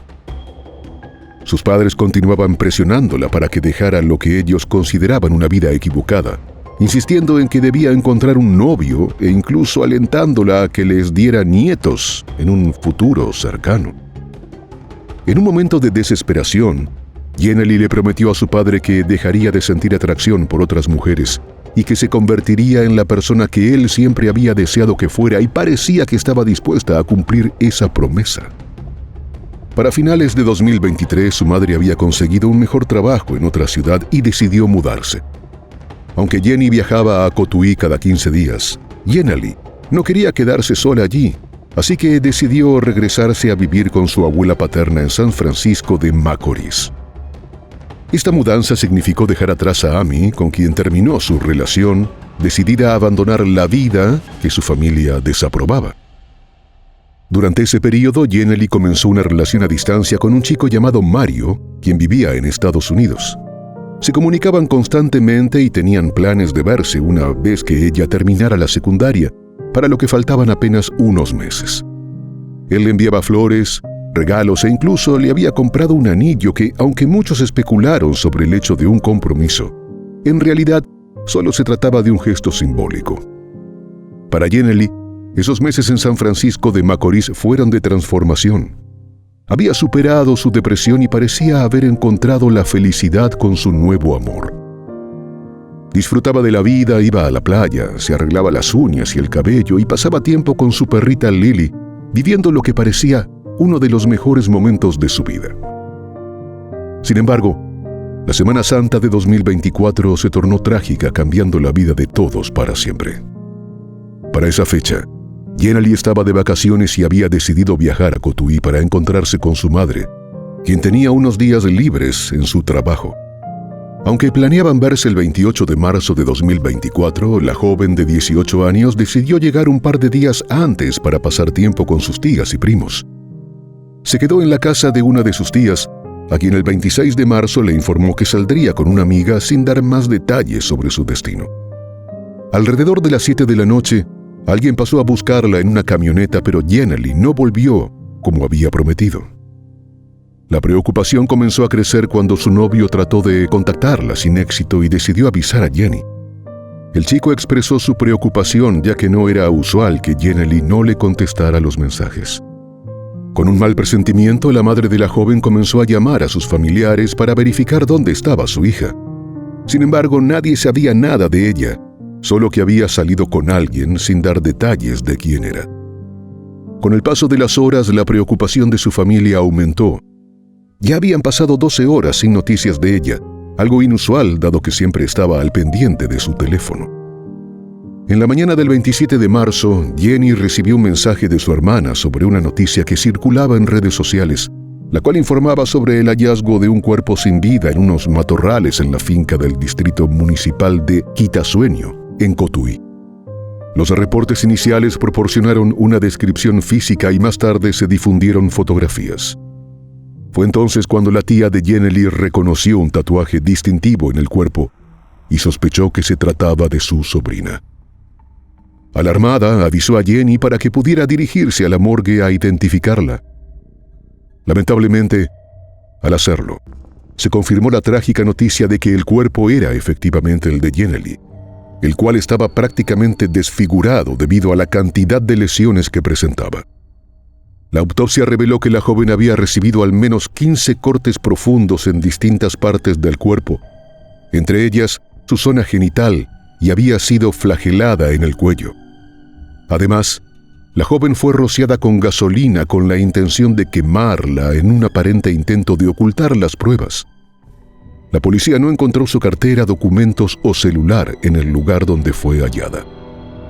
A simple vista, el lugar del hallazgo del cadáver no parecía ser la escena del crimen, ya que apenas había unas pequeñas manchas de sangre que no concordaban con el brutal ataque. Otro hecho curioso era que la ropa de Jenny no tenía manchas ni agujeros, por lo que se presumía que la persona que ejecutó el crimen lo hizo de manera premeditada, ya que se tomó el tiempo de cambiarla de ropa para borrar huellas. La familia de Jenny quedó devastada y confundida. Su madre expresó que la persona que había cometido semejante acto era una persona enferma, no solo por la cantidad de heridas que le causó a su hija, sino porque hasta había cambiado la ropa a un cadáver. Le encuentran con estocada, con múltiples estocadas en su cuerpo, en su cara, en su cabeza, en la espalda. Pero su ropa estaba intacta. Para tanto estocada en su cuerpo, tenía que estar la ropa desfifarrada. Mi hija no. Su cuerpo tenía la ropa intacta. ¿Qué quieres decir con eso? Que a mi hija me la mataron, la desnudaron, hacerle cuantas cosas yo quisiera. Le pusieron tan cruelmente, tan fríamente, porque hizo esto. Fue una persona fría, calculadora, un psicópata, para ponerle una ropa a una difunta. Esa noche fue eterna para la madre de Yennelie. Tras haber visto el cuerpo de su hija, el mundo se le vino abajo. Esa noche el insomnio la acompañó. Nadie podría haber dormido en su lugar. En Cotuí, el característico bullicio de la vida cotidiana había sido reemplazado por el luto y el murmullo de los vecinos, que intentaban comprender la tragedia que había golpeado a su comunidad. Nadie comprendía cómo alguien podría cometer tal atrocidad contra una joven estudiosa y que no tenía problemas evidentes con nadie, pero pronto lo descubrirían. Un crimen premeditado. El 28 de marzo, mientras los familiares y amigos de Yennelie le daban el último adiós y lloraban su pérdida, en un giro inesperado, una joven se presentó en la comisaría y confesó ser la responsable del crimen. Esta chica resultó ser Amy, de 21 años, quien acudió acompañada por su tío, Josué Hiraldo, un coronel de la Armada que la instó a entregarse ante las autoridades. La joven sospechosa confesó haber utilizado el auto de su padre para recoger a Yennelie y utilizó un trapo impregnado con amoníaco para dejarla inconsciente. Esta afirmación fue corroborada por videos de cámaras de seguridad que mostraban a Amy comprando el producto. Detalló que, después de recoger a Yennelie, se dirigieron a un lugar donde posteriormente se encontró su cuerpo. En el trayecto, colocó el trapo impregnado de amoníaco en la cara de la joven, logrando que perdiera el conocimiento. Luego, ella detuvo el vehículo y le propinó la primera estocada. Mientras perpetraba el ataque, Yennelie reaccionó y, a pesar del dolor, intentó defenderse, pero Amy continuó atacándola hasta acabar con su vida. Seguidamente roció el cuerpo con gasolina con la intención de quemarlo, pero por razones no especificadas decidió no hacerlo. Cuando los investigadores le preguntaron sobre la compra de combustible, se negó a responder. Durante la declaración inicial, Amy admitió haberle quitado la vida a Yennelie por motivos personales, pues ella ya no quería continuar la relación, pero Yennelie se negaba a dejarla. En su relato insistió en que nadie más participó en el crimen y que todo ocurrió en el mismo lugar donde se halló el cadáver. Sin embargo, la confesión de Amy contradecía los hallazgos en la escena, donde solo encontraron algunas pequeñas manchas de sangre, lo que desató dudas sobre su versión. La madre de Yennelie creía firmemente que la sospechosa no pudo haber actuado sola y que había sido manipulada y adiestrada para llevar a cabo el crimen. La policía allanó la casa de la familia de Amy, donde encontraron la camioneta usada, en la cual encontraron un objeto filoso de cocina ensangrentado y un envase de amoníaco que presuntamente habían sido utilizados para perpetrar el crimen. La sospechosa fue llevada a un tribunal bajo fuerte custodia policial, ya que los familiares y amigos de Yennelie se concentraron a las afueras de la corte y le gritaban improperios. Durante la audiencia, basados en las declaraciones dadas por Amy, la fiscalía hizo una reconstrucción de los hechos. Según el Ministerio Público, alrededor de las 7 de la noche, Amy salió de su casa en la camioneta de su padre. Tenía planes de encontrarse con Yennelie y debía recogerla en su casa. Sin embargo, en su vehículo no llevaba los elementos típicos de una visita entre amigas, como un bolso, música o refrescos. En su lugar, transportaba amoníaco, un objeto filoso de cocina y un pote de gasolina, lo que delataba una intención siniestra. Como vivía en otra parte de Cotuí, le tomó unos minutos llegar a la casa de Yennelie. Pasadas las 7, Amy detuvo el carro frente a la casa de Yennelie, apagó el motor y la joven se subió al asiento del copiloto. Desde ese momento todo se tornó oscuro. El relato de lo que sucedió a continuación es difícil de reconstruir, pero existían evidencias que arrojaban luz sobre el crimen. Las cámaras de seguridad registraron el paso del carro por varias calles con destino al callejón de Moncho en Cotuí, que se convirtió en el escenario del terrible ataque. Allí, Amy infligió alrededor de 15 puñaladas a Yaneli, acabando con su vida. Durante el interrogatorio, Amy confesó que había intentado terminar su relación con Yaneli, pero ésta insistía en continuar. Este testimonio, además de los objetos incautados en su auto, sugerían que el acto había sido premeditado, ya que había llevado consigo todo lo necesario para llevar a cabo su oscuro plan. Una vez que Amy terminó con la vida de su amiga, roció su cuerpo con gasolina con la intención de prenderle fuego, aunque no lo logró, ya que no encontró fósforos en la estación de servicio donde compró el combustible. Los investigadores creían que el amoníaco había sido comprado para dormir a Yaneli, pero al abrir la botella solo logró aturdirla. En el momento de recibir la primera puñalada, la joven se defendió, resultando en que Amy también sufriera heridas.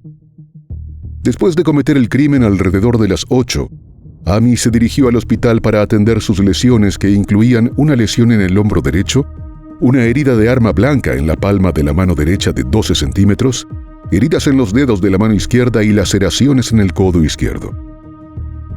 Los esfuerzos de Yaneli por sobrevivir no fueron suficientes ante la determinación de Amy, cuyas lesiones, según el informe médico, tardarían aproximadamente 30 días en sanar.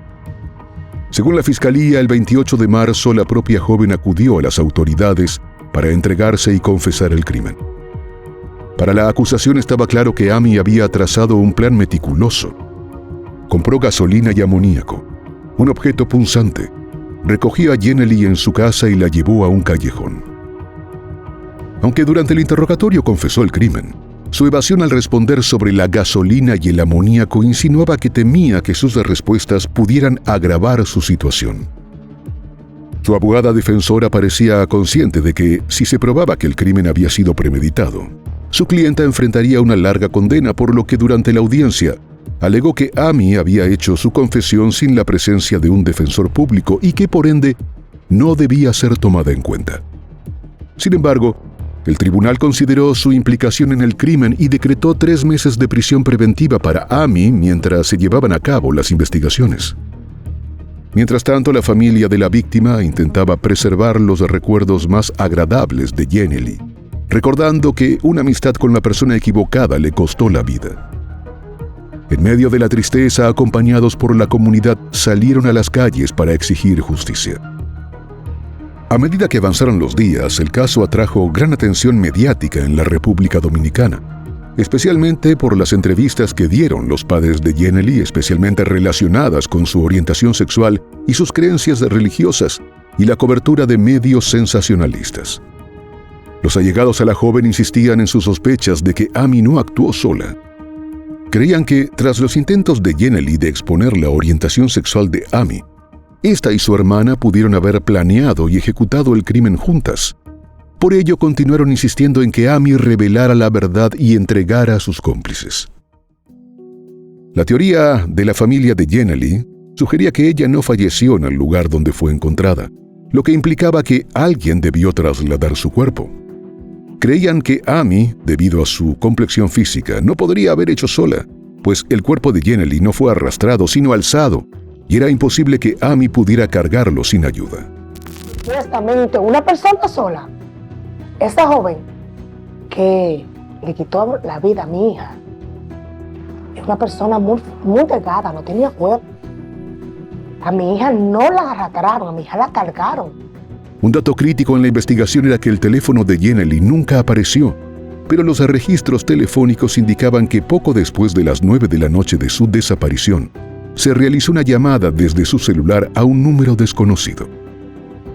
Esto reforzaba la creencia de la familia de que hubo alguien más involucrado, considerando que Amy estaba en una clínica por una herida en su mano en ese momento. También consideraban que la lesión pudo ser autoinfligida para alegar defensa propia. El caso causó aún más revuelo luego de que algunos medios divulgaran más detalles sobre la relación entre Yaneli y Amy. El periodista Ramón Tolentino publicó videos, audios y conversaciones sobre ellas, así como intercambios con amigos y familiares de Amy. Entre los audios publicados estaban unos en los que, a pesar de haber terminado su relación y de vivir en diferentes ciudades, las chicas seguían en contacto. Algunas especulaciones sugerían que Jenny intentaba perjudicar a Amy, exponiendo su orientación sexual a su familia. Uno de los mensajes públicos que llamó la atención fue uno que Jenny envió a la madre de Amy, preguntando si ella sabía que su hija era lesbiana. Además, la joven al parecer también publicó un video de ambas besándose, configurando la visualización de los estados de su WhatsApp para que solo la hermana de Amy pudiera verlo. Otros medios decían que los padres de Amy se habían ido del país hacia Estados Unidos e incluso mostraron fotografías de su supuesto viaje, en el que lucían felices a pesar de que su hija estaba en prisión. Asimismo, se especuló sobre el hecho de que los familiares de Amy estaban utilizando su dinero e influencias por tener parientes militares para que el caso quedara impune. Se especuló que la familia había intentado sobornar a personas con dificultades económicas para que asumieran la culpa, pero esto no les resultó como esperaban. A medida que la historia avanzaba, los rumores se intensificaron, señalando la posibilidad de que hubiera un miembro de la familia de Amy directamente implicado en el crimen. Las especulaciones sobre la participación de la madre, el padre o incluso las hermanas de Amy empezaron a circular, llevando a la comunidad a cuestionar la versión oficial. Una mujer que había seguido de cerca el caso sugirió que había pruebas contundentes que implicaban a la familia en el crimen. Desde su perspectiva, la defensa ofrecida a la hermana de Amy no tenía sentido y era motivo de sospecha. Ella mencionó que había diversos elementos, incluyendo una discusión sobre un arma cortante, que podrían confirmar su teoría sobre la implicación familiar. Además, esta mujer se planteó interrogantes sobre el manejo de las redes sociales de Jenny, señalando que había algo extraño en la actividad de su cuenta justo antes de su fallecimiento. La cuenta, que inicialmente era privada, se volvió pública de manera repentina, lo que suscitó más dudas sobre las circunstancias del crimen. Durante los meses siguientes, el caso continuó siendo objeto de investigación y controversia en la sociedad dominicana. Para octubre de 2024 estaba prevista la audiencia preliminar de cara al juicio. Sin embargo, esta fue pospuesta para diciembre, ya que los abogados de Amy solicitaron al tribunal que el caso fuera trasladado a Santo Domingo por considerar que no había las condiciones que garantizaran su seguridad. Esta decisión generó aún más polémica al caso, desatando nuevas propuestas y declaraciones hechas por los familiares de Jenny. Su madre, Jenny, expresó su preocupación respecto a las intenciones de los abogados de Amy de dilatar el proceso para marzo de 2025, para lograr que la joven sea liberada, ya que para esa fecha se cumpliría el plazo para su prisión preventiva. Asimismo, denunció que varios miembros de su familia habían recibido amenazas por parte de los allegados a Amy. Las denuncias apuntaban hacia un primo de la joven, de nombre Brian Hiraldo, quien supuestamente envió varios comentarios ofensivos y amenazantes durante un chat, mientras la madre de Jenny daba unas declaraciones. En medio de su intervención, Jenny contó que hasta ese momento, las autoridades no habían investigado a ningún familiar de Amy. Denunció que según el informe forense, su hija se había defendido durante el ataque y tenía restos debajo de sus uñas, pero no se tomaron muestras a los allegados de Amy para compararlos, ni tampoco se hizo una revisión para determinar si alguno de ellos tenía heridas o rasguños que pudieran sugerir su participación en los hechos. Para los familiares de Jenny, el primo de Amy debía ser investigado, pues probablemente pudo ser uno de los que la ayudaron a perpetrar el crimen. Tanto los padres como su abuela, María Sosa, responsabilizaron a los familiares de Amy de cualquier cosa que pudiera pasarles. Cualquier cosa que a mí me pasa, a mis hijos, a mis hermanas, a la persona que estamos pidiendo justicia, cualquier cosa que me pase, todos ellos son responsables. Donde el tío, el hijo, Brian y la prima, todos son responsables. Porque si eso están haciendo amenaza pública, puedan hacer lo que ellos quieran. A pesar de eso, su padre aseguró que lucharía incansablemente para que la historia de su hija no fuera olvidada y obtener justicia para Yennelie. A la tía de la niña, amenazar a la mamá, amenazar a la persona que lo publique, yo lo publiqué, a mí.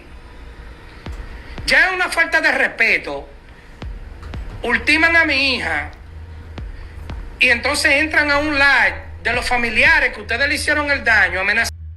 Pero yo quiero saber, en República Dominicana, ¿qué poder es que ustedes creen tener? ¿Cuál es la seguridad que le da derecho a ustedes de ustedes entrar a... Mira, hoy mismo yo lo digo, le pasa algo a esa mujer o a la hermana a la tía de mi hija, son responsables ellos. Al momento en que se realizó esta investigación a finales de enero de 2025, el caso seguía generando debate y especulación en redes sociales en República Dominicana.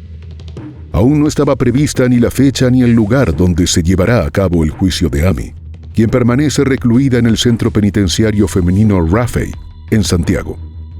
La comunidad sigue a la espera de que las autoridades tomen medidas y hagan justicia para Yennelie, con la esperanza de que más detalles salgan a la luz sobre este complejo y doloroso caso, que refleja la lucha emocional que enfrentan muchos jóvenes en entornos de intolerancia.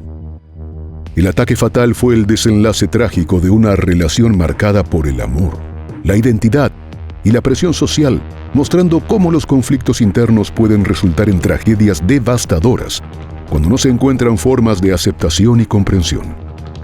La brutalidad con la que se llevó a cabo este crimen, supuestamente a manos de una persona cercana a la víctima, resalta la complejidad de las relaciones humanas y el dolor que se origina del engaño y la traición. La lucha de la madre de Yennelie por justicia no solo refleja su dolor personal, sino que también resuena con muchas familias que han sufrido pérdidas similares. Su temor ante la posibilidad de que Amy obtenga una liberación temprana subraya las preocupaciones sobre el sistema judicial y su capacidad para proteger a las víctimas y garantizar que se haga justicia. Además, este caso pone de relieve la necesidad de una mayor atención y recursos para abordar la violencia de género y promover la seguridad de las mujeres en la sociedad. Es crucial que la comunidad se una para exigir respuestas y cambios en la manera en que se gestionan estos casos, asegurando que no solo se castigue a los culpables, sino que también se prevengan futuros actos de violencia. En definitiva, la tragedia de Yennelie es un llamado a la acción, iniciativas comunitarias, mayor educación sobre relaciones sanas y el compromiso de las autoridades para manejar estos casos con seriedad son pasos esenciales hacia un futuro donde se valoren y respeten la vida y la dignidad de cada individuo. La justicia y la memoria de Yennelie deben ser una prioridad, no solo para su familia, sino para toda la sociedad.